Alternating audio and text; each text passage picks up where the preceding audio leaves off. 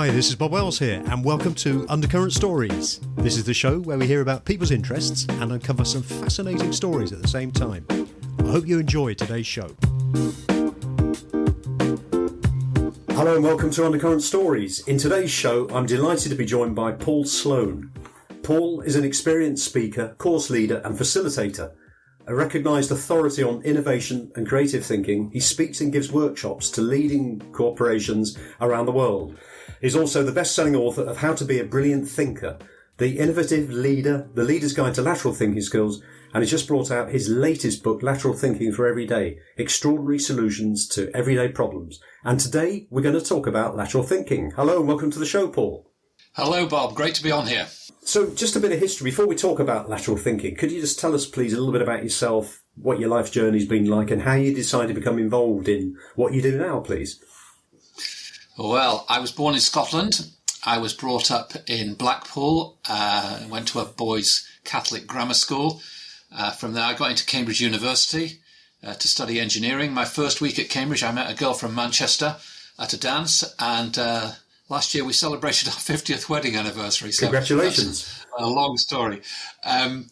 After university, I worked for IBM in manufacturing, and then I went into sales. I became top of sales school. I became a marketing manager, marketing director for a software company, managing director, CEO of a software company. So I had various senior positions in leadership and management.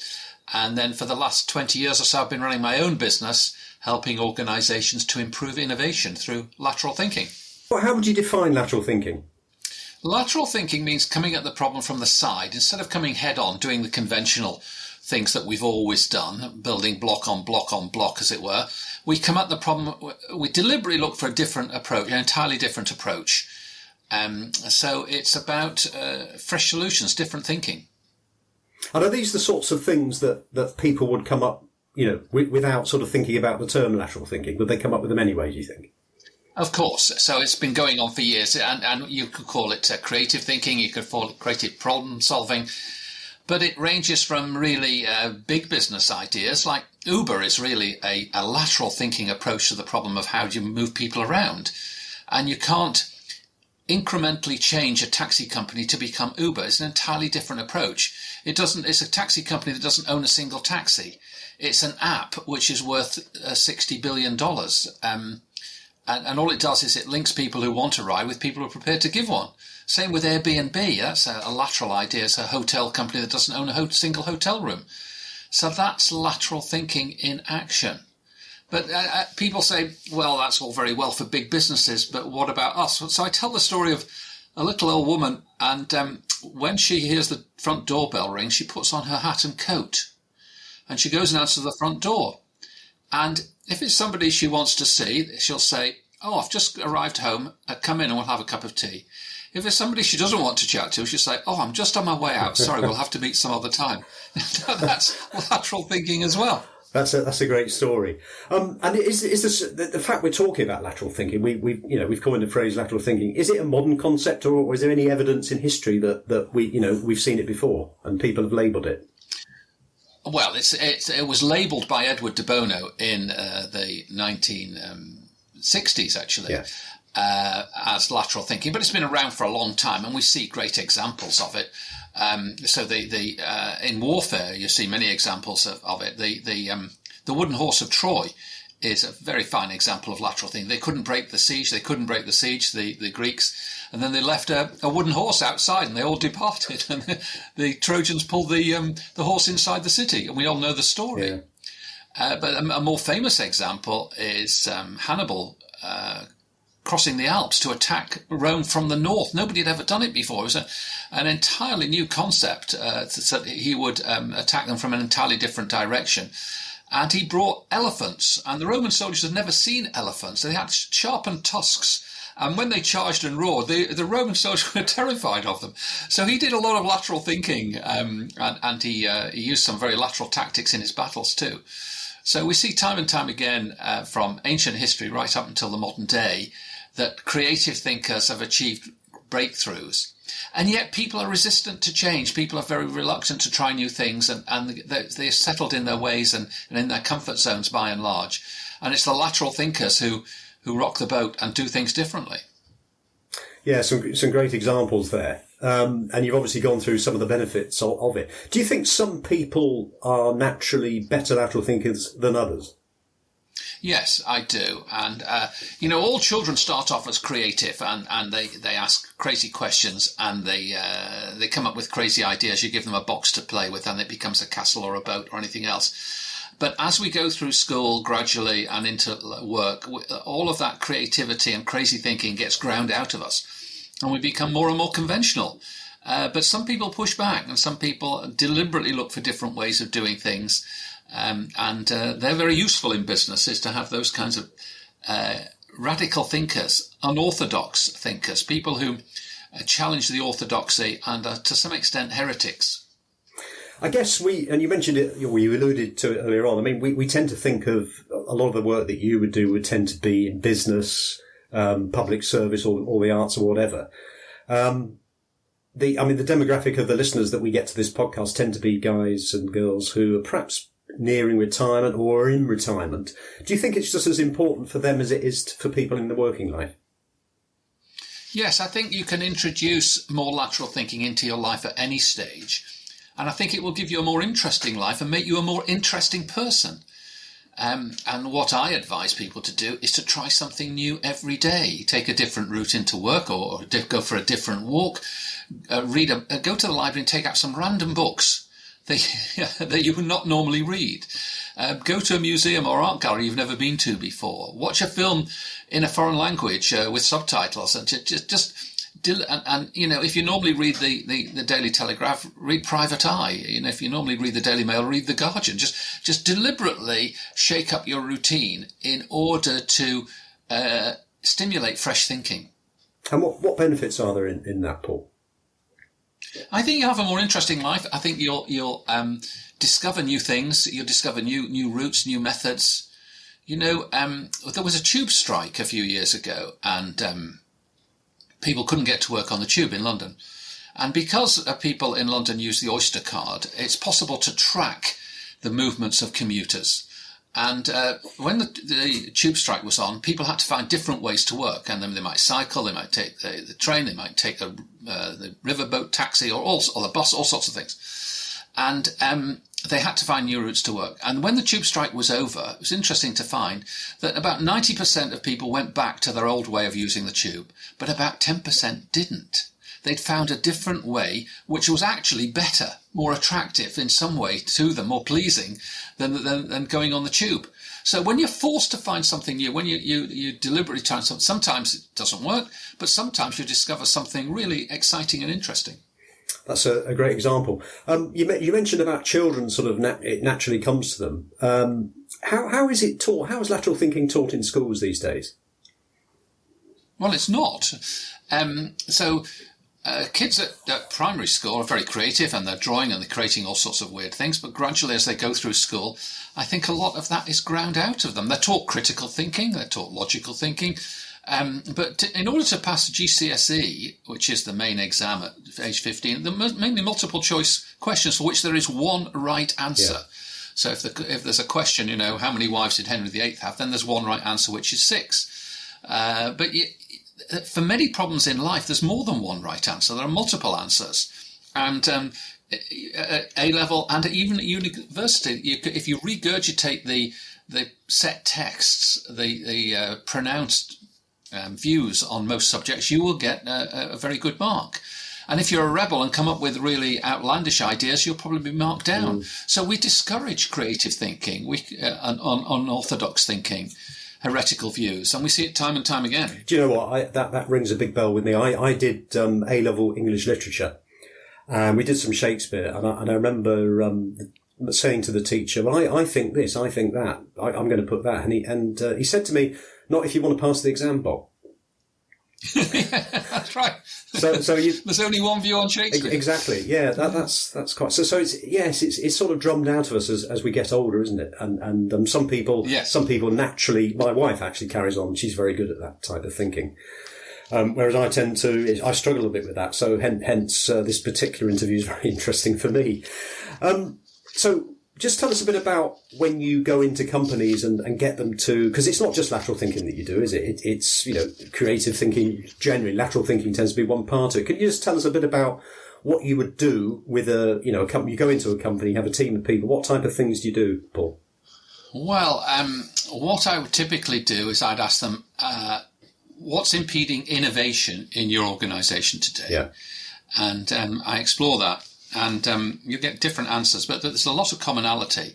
And people tend to say similar things. And the most common answers I get are, we're too busy to try new things. We're not encouraged to try new things. There's no budget. We don't know how to do it. We are risk averse. There's a culture in the organisation which is cautious and risk averse. We work in silos. We don't work very well together. There's a fear of failure. These are the sorts of topics I get.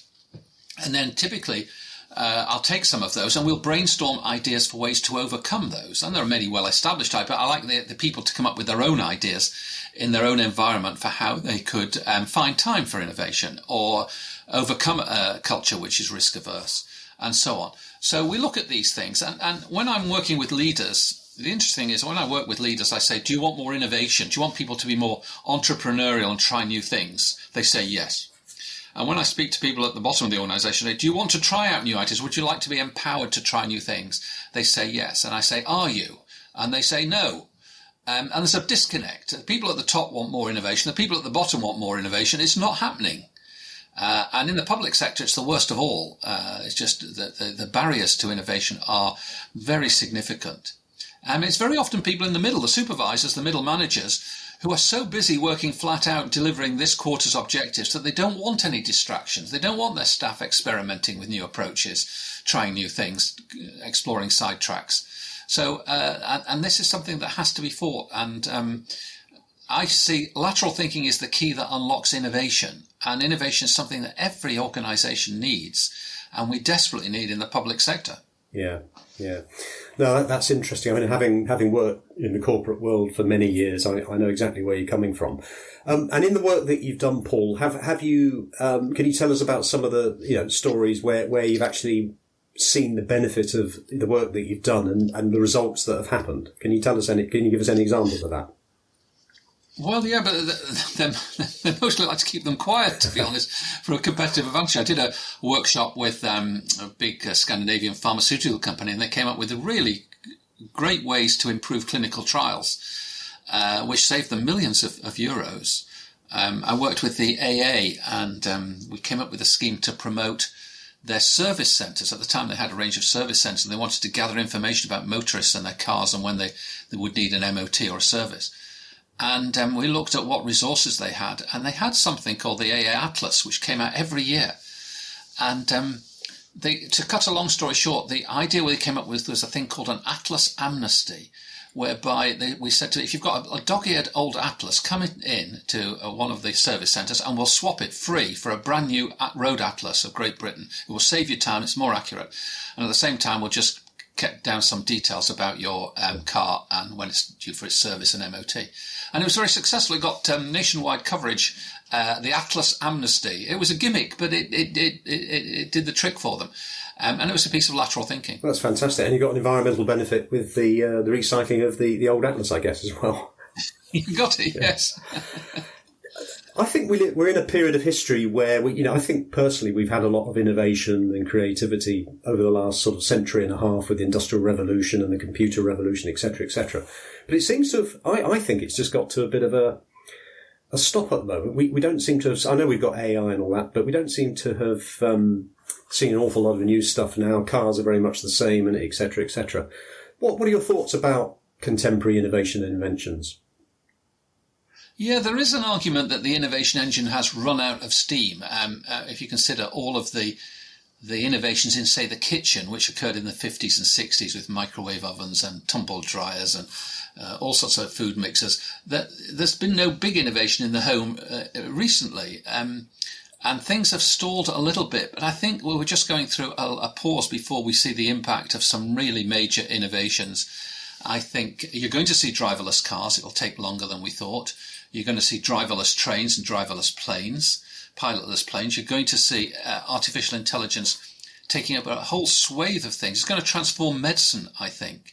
You're going to see little nanobots which you put inside the body, which go through the body and remove cholesterol or fix things that are wrong. You're going to see a personalized medicine where you get something which is customized for your DNA to suit your body perfectly. So you're going to see a range of things in the next 20 years which are going to really be transformative, I think. And of those, AI is the most exciting and in some ways the most worrying.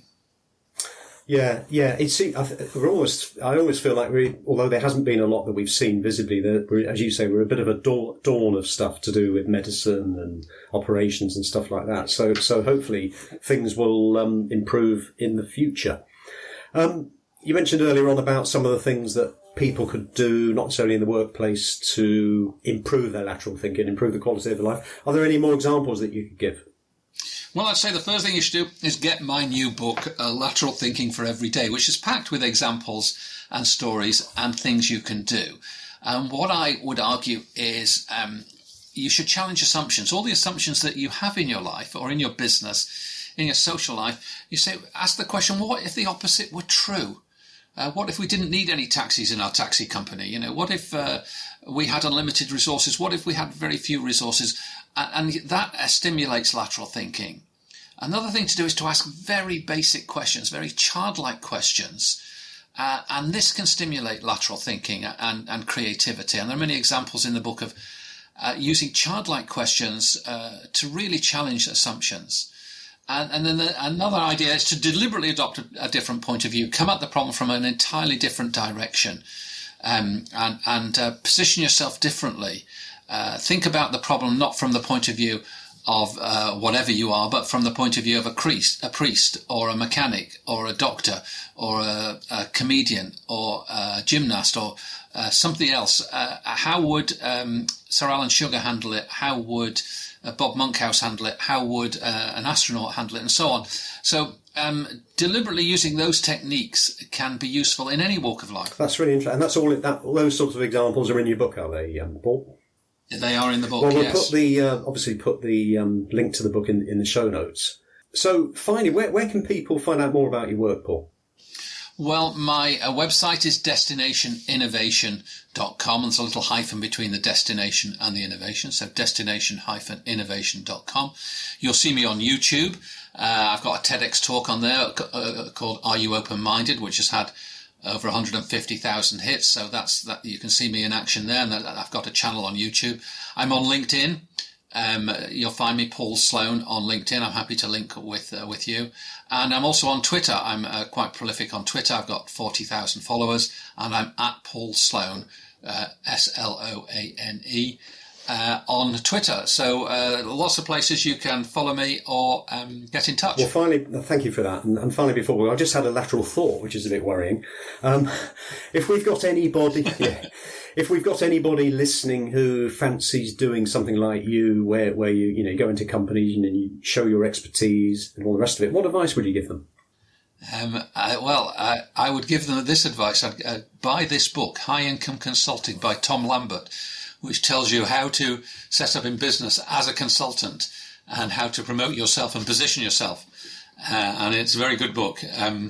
But read extensively, become an expert in your field, and then promote yourself. And it's a challenge, but it's very rewarding. And an outsider's view is often very valuable in a company because they tend to think in the same groove. And somebody coming in from the outside who can just ask very basic questions and challenge some of their thinking can be very helpful. Oh, that's great. Well, Paul, this has been a really great conversation. It's been really interesting to learn more about lateral thinking. And I think it's been useful to discover more tips and advice to improve creative thinking in general. My guest today has been Paul Sloane. Paul is author of Lateral Thinking for Every Day and many other books. And you can find a link to Paul's website on the show notes. Thank you for coming on the show, Paul. Thank you, Bob. I enjoyed it. You have been listening to Undercurrent Stories. I hope you've enjoyed this episode. Please feel free to share the show link to your friends and family, and if you have 60 seconds, I will be most grateful if you would please rate and review. To hear more episodes, please subscribe to the show and visit undercurrentstories.com. If you leave your email in the link, we will notify you as soon as new episodes are released. Also, check out our social media links, details of which can be found on the show notes. Until next time, this is Bob Wells wishing you all the very best.